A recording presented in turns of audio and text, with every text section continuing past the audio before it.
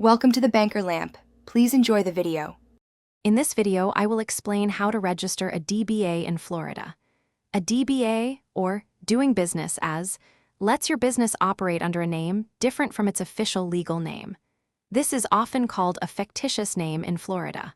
First, you'll need to check if your desired name is available by searching the Florida Division of Corporations website, also known as SunBiz. Then, you must publish a legal notice of your intent to use this fictitious name in a local newspaper within your county. Once you've confirmed your desired name is available, it's time to prepare your application.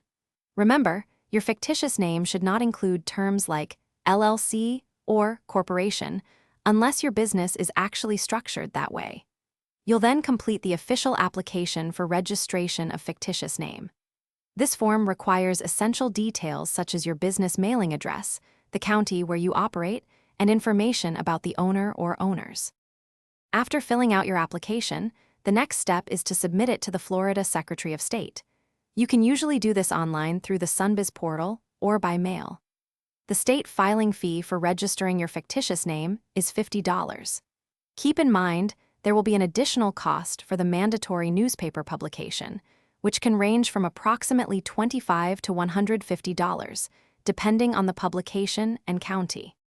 Congratulations, your Florida DBA is registered.